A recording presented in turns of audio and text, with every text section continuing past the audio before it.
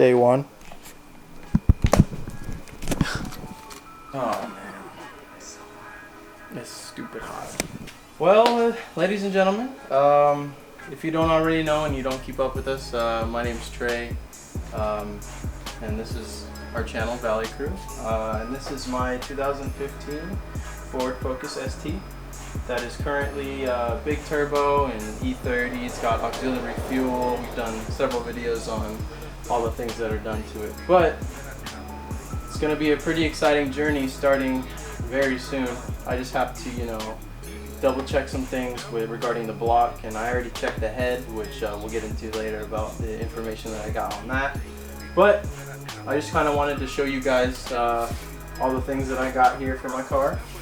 I got a set of the Molle Power Pack pistons. I didn't go any bigger in bore or anything like that, so it's still the 87.5 millimeter bore. The King Racing main and rod bearings here, so that's going to be my bearing set, and then we're going to use the plastic gauge here to measure the clearances once I have the block checked. We're going to measure those, or the clearances for the crank bearings and then the rod bearings. Then I went with the Manley H-beam rods. I've heard great things about both of these pistons and rods. They're a great combination together. And then obviously, when you're upping the bottom end, you gotta, reinforce it with the correct clamping force. So I went with the ARP main studs and head studs. And that will be pretty much, my, you can say, bulletproof bottom end.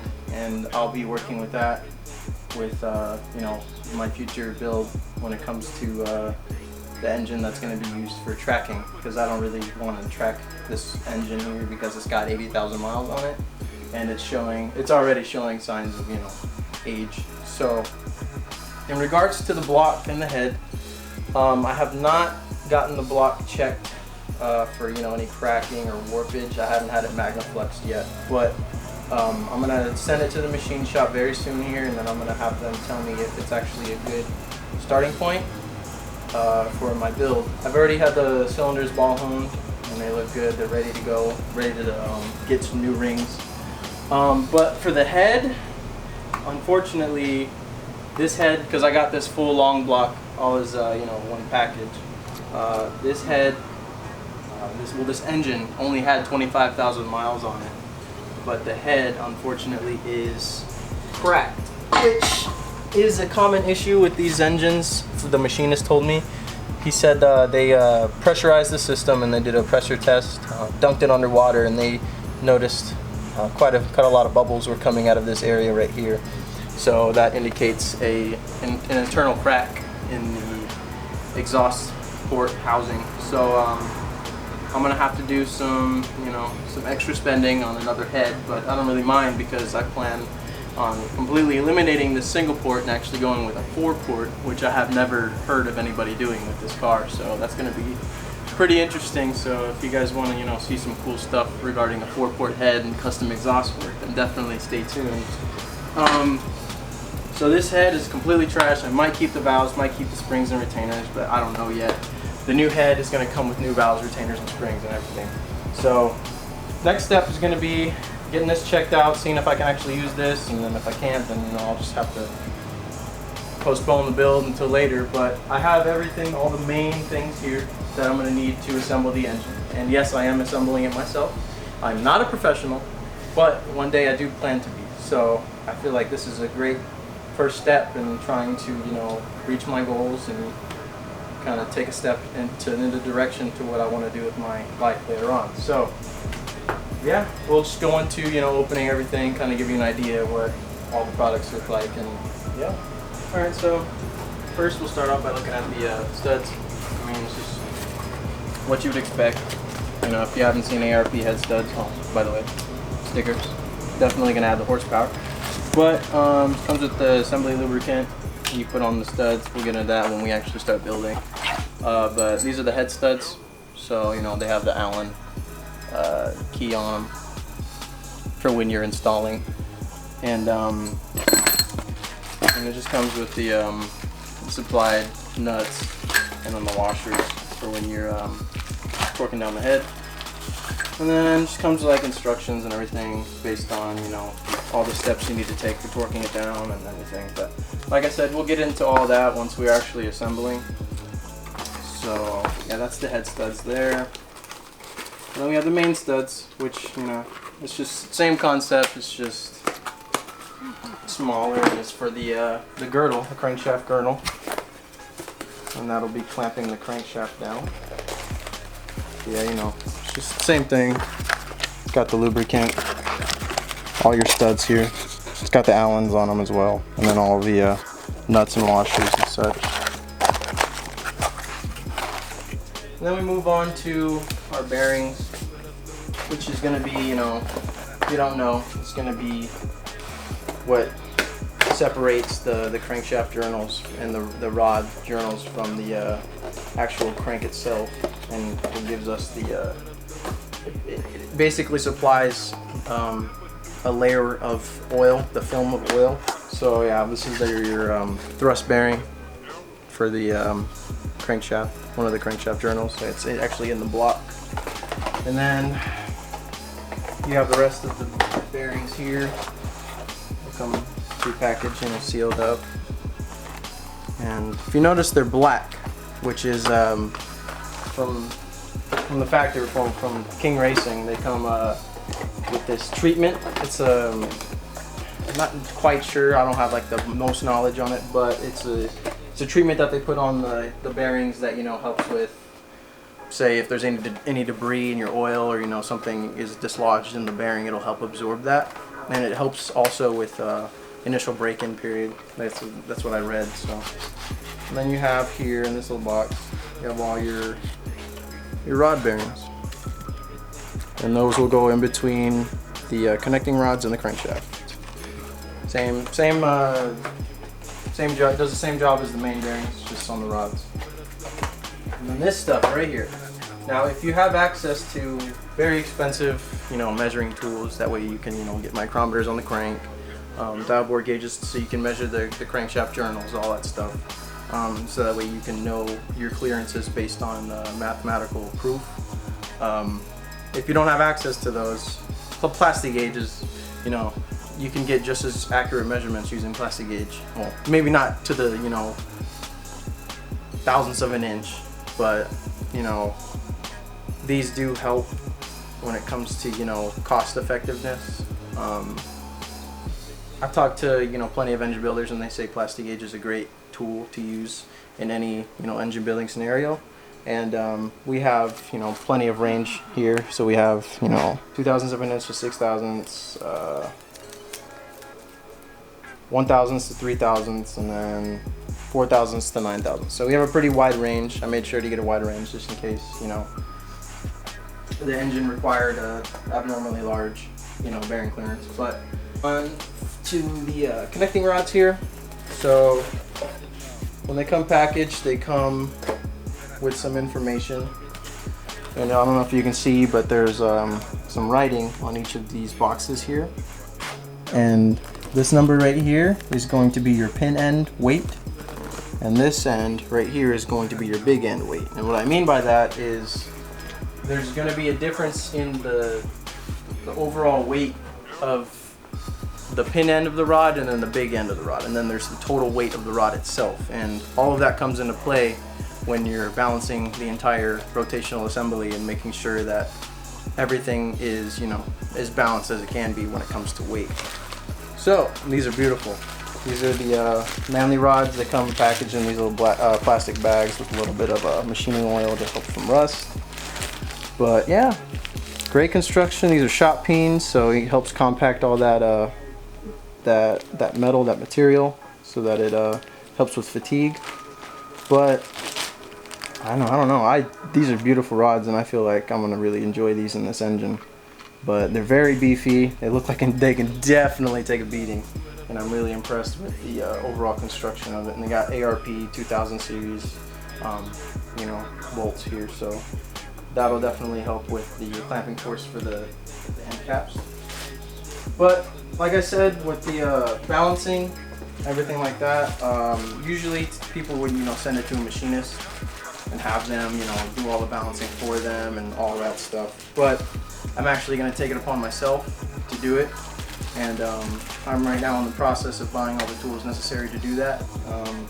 Scales, the big end and small end balancing tool, and then also, which we're about to get into right now, is the rings for the pistons.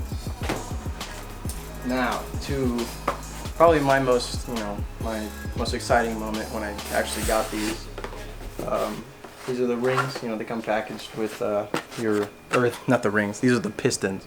They come packaged with the rings right here. That's going to be all your rings for all the pistons, and then you have to just be real careful when you're unpacking them, because here are the wrist pins for each of the pistons right here. So just make sure you don't drop those or anything like that. And then to the beautiful pieces of metal here. Here are the Moly Power Pack pistons, and I'll unwrap them right now. Boom, right there. So these were very pretty penny, but it's going to be definitely worth it in the end when it comes to the actual performance of the engine. It's funny because when I was trying to get the pistons from Moly, they made a set of pistons for me already. They were in the heat treating process, and then after the heat treating process, they actually decided that the pistons that they made weren't in their standards, so they actually made me a new set. So that's actually pretty cool. But it just goes to show that the company actually cares about their customers, and they actually want to give good products out to their customers. So cool thing about Moly, and definitely recommend them.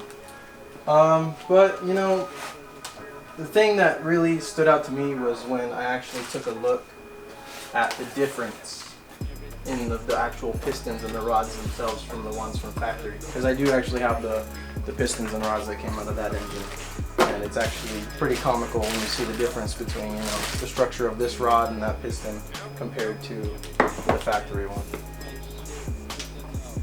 So right here, this is your factory Ford Focus ST piston and con rod right here. Still got the rings installed and everything, but it's just, if you take a look, you can see the difference in construction. This is a cast piston, and I'm almost positive this is a cast rod as well, but it's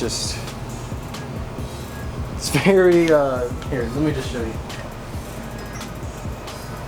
When you're comparing the two, I mean, there's really nothing you need to say when it comes to the difference in construction. It's definitely going to be, it's going to give me more confidence in the engine itself, having this in it and not, some toothpick that's going to break on you once you start tracking the car.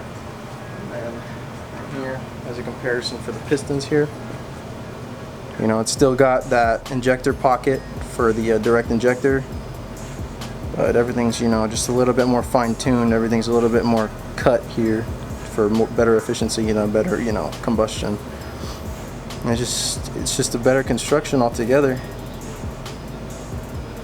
And you can see the difference in the ring channel construction here. Just all the little things that do actually come into play when you're talking about high horsepower cars and such. So I definitely do not mind investing this much money into something that I'm so passionate about, because I want to see it succeed. And a lot of people would just say, oh, just have somebody else build it, have somebody else do everything on it. It's just like, I don't want to put all my trust on somebody else who, yes, they are professionals, but at the same time, people still do make mistakes. People do rush projects, and I just don't want something like this to be rushed and something like this to be in somebody else's hands if I can do the research, gain knowledge and do it myself.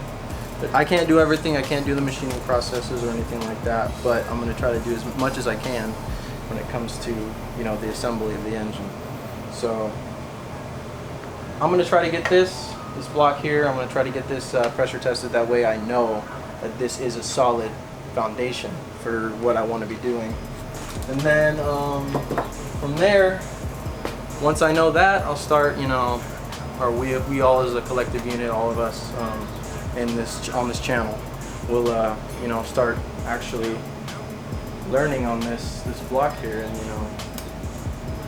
having a lot of fun assembling it all together and everything, and then slowly but surely getting it into the car, and then experiencing that entire journey and being able to go out and have fun with the car and see it perform. It's gonna be it's gonna be pretty cool, and I'm really looking forward to it.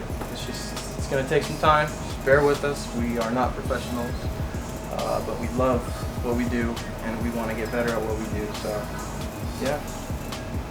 Well, I really don't know what else to say really.